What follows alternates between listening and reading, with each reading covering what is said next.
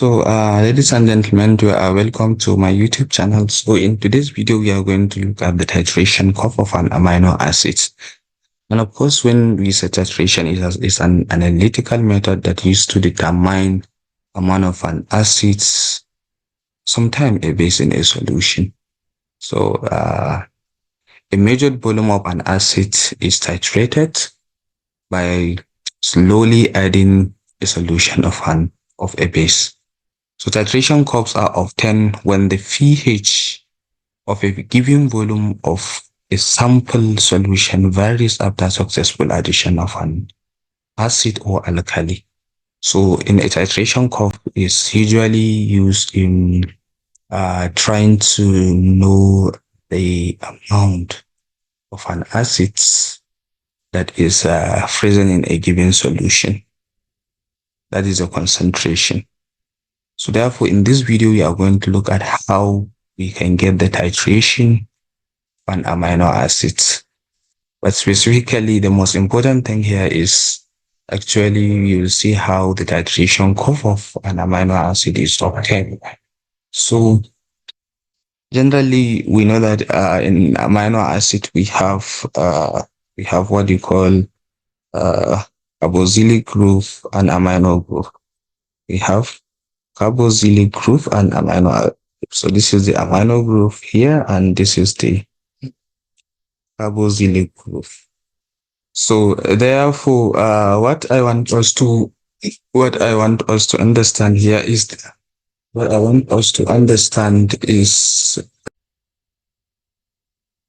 so therefore both the amino group and the carboxylic group, they have the potential, or they can be ionized. That is, when we said ionization, it means that they can dissociate to produce either positive charge or negative charge. So generally, amino acid, when it dissociates, the amino group usually form positive charge, while the carboxylic group form negative charge. And how do they form positive charge? Is actually when the amino group is protonated, that is when proton is added to it, then it becomes positive charge. Like for example here, we know that in basic chemistry, when we said protons, it means hydrogen. So protons is hydrogen. So when amino acid is protonated, or when amino group is protonated, it means that another hydrogen is added. So that is why it formed this positive charge. And then when it is deprotonated, it means that the protons is removed. That is when the hydrogen atoms is removed. So if you can look at it from here to here, you can see that the hydrogen is being removed. So that is why here is negative. So what is a zwitterion? A zwitterion is a neutral molecule with both positive and the negative electrical charges. And of course, if you look at this, why is it that it is called zwitterion? They have charges, they have plus, and they have minus, but they are neutral because the positive charge neutralize the negative charge, and that is why it becomes zero charge, because there is positive charge here and there is negative charge here, so it neutralizes each other. It's like you have plus 1 minus 1. So plus 1 minus 1 will give you 0. So the net charge is 0, despite the fact that they are both positive and negative, but they are considered as a neutral molecule because the net charge still retains as 0.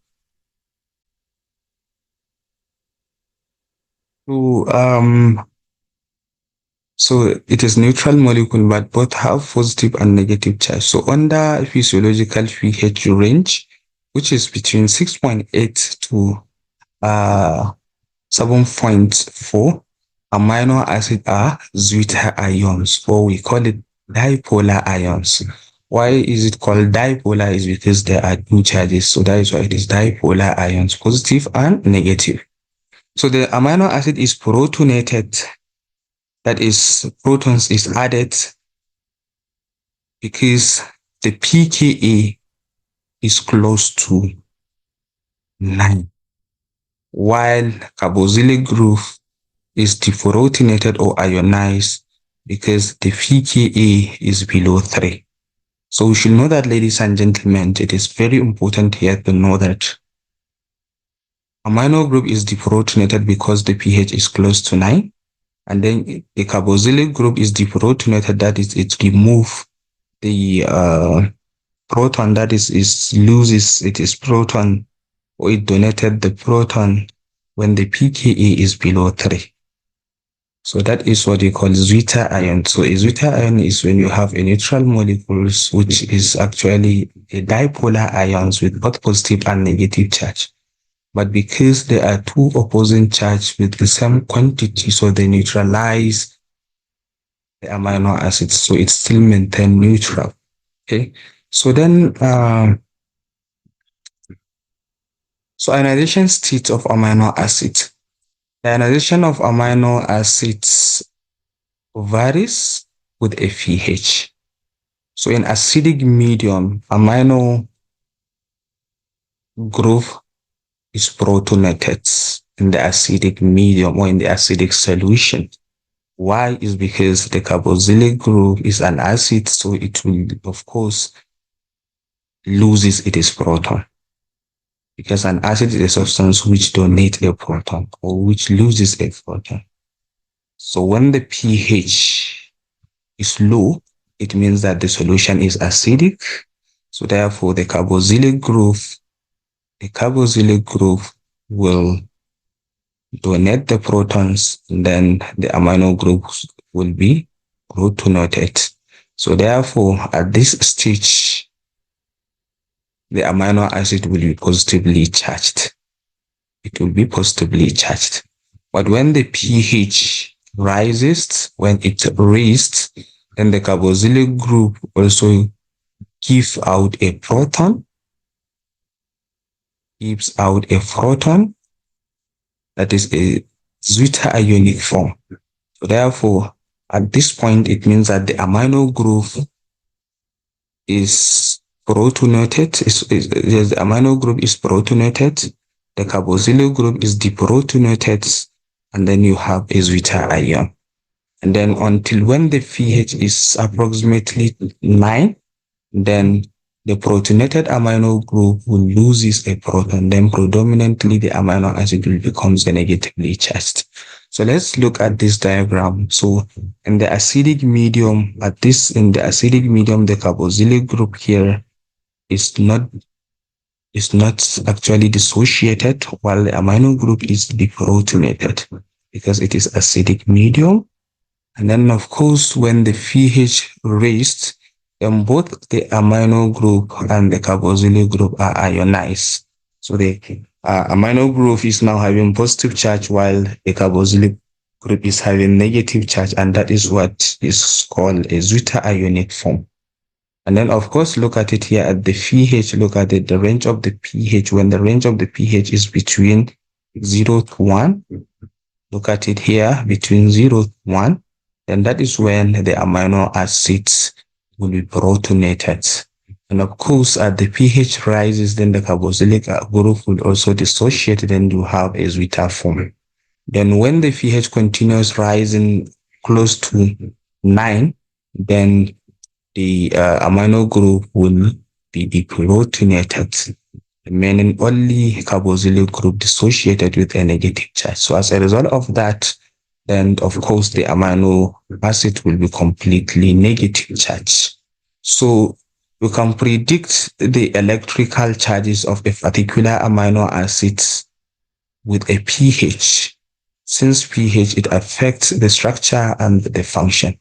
So predicting amino acid electrical charges at a particular pH is very, very important, since it affects the structure and the function. Because as we said that, as we know that amino acids is a building block of a protein. So generally, the pH affects the structure and the function of the proteins because of the charges. So that is why if you have a protein and you take it into an acidic medium, and of course, maybe at that point, and it is not the normal pH for the protein to remain its structure and function, of course, it will be denatured. So that is why understanding the pH of a particular protein is very, very important. That is why pH affects the three-dimensional structure of the protein. So it is very, very important to know the electrical charges of an amino acids within a particular pH. So that is the ionization state of amino acids. And then so then the next one is the pKa of amino acids. The pKa of amino acids. So because a certain acidic and basic functional group, they can be titrated. So we should know that the pK1, we have pK1, that is the proton dissociation form of carboxylic group. And then we have pK2, that is the proton dissociation from the amino group. And then we also have pKr, that is for some amino acid, they have an ionizable R side chain. So they have there also proton dissociation from the R group, like for example, arginine, glutamate, asparagine. Sorry, we have arginine, we have lysine. They have also ionizable group in their R side chain. So now let's look at the pKa for amino acid here. Like for example, look at it at between 0 to 2 here, around up to 3. You see that we have the pK1. So the pK1 for alanine, this is alanine. Of course, we know that this is alanine because the R side chain is CH3. So we can see that clearly here, the pK1 is 2.3. So at a 2.3, when the pK is 2.3, what is the form of the alanine?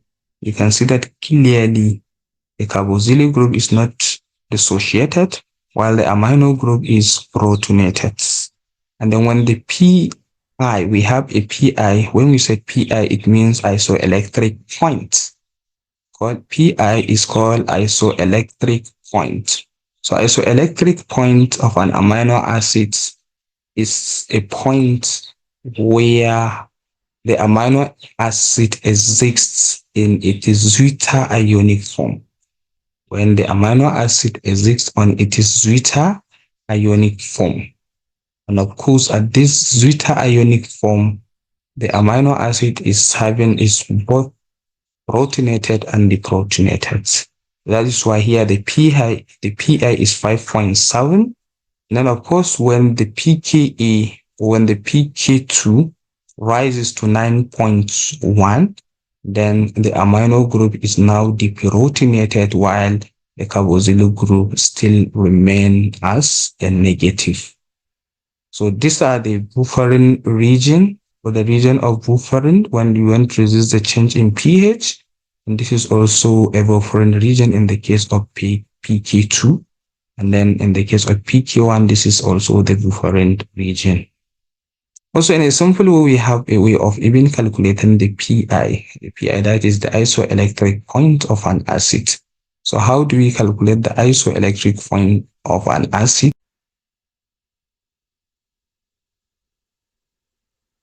To calculate the pKa, to calculate the pi of an acid is simple. The pi is calculated, that is isoelectric point is calculated as pK1 plus pK2. So pK1 plus pK2 divided by 2. That is how to calculate the pi, that is isoelectric point. The pi, that is isoelectric point, is calculated as pK1 plus pK2 divided by 2. So by looking at this, the pK1 is 2.3. So we have 2.3 plus, then the pK2 is 9.1 divided by 2. So after you take 2 plus 3 plus 9.1 divided by 2, it will give us 5.7. So that is to show us, of course, to calculate the pi is just to add the 2 pki and then you divide it by 2. So that is what we call isoelectric point. So isoelectric point is zwitterionic, is a pH of a zwitterionic form of an amino acid where both amino group is protonated and carboxylic group is deprotonated. And then, so this is actually what you call, this is the titration curve. This is the titration curve. So if you are actually calculating, or if you are asked to draw the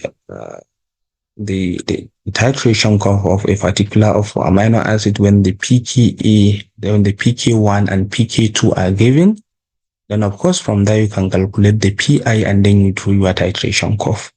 The titration curve is usually equivalent OH group added then against the pH, because in a titration, remember, we have your burette and pipette, so you are titrating base against, you are titrating base with an acid from the burette.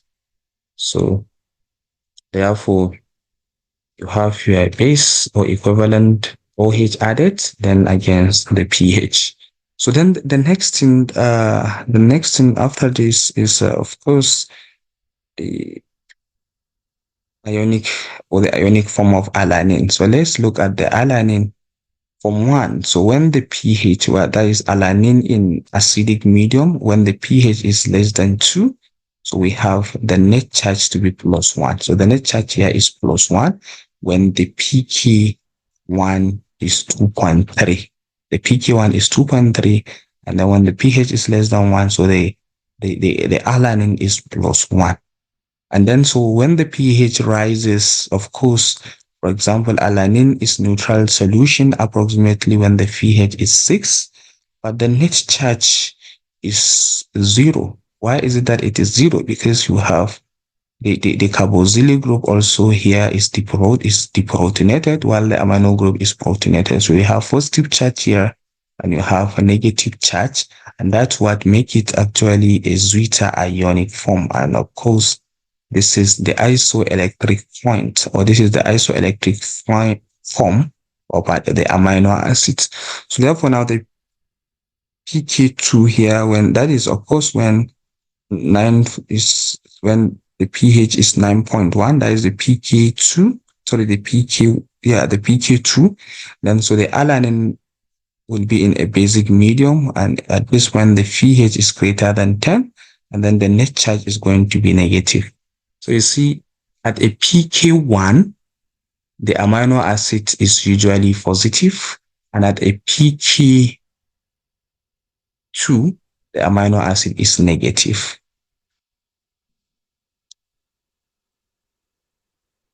So this is the something. So the second titratable group of the alanine. So of course, this is like, for example, the dissociation of the carboxylic group. At a lower pH, both of these groups are protonated. Then at the pH of the solution, it rises. Then the carboxylic group of form 1 can be dissociated by the neutron proton.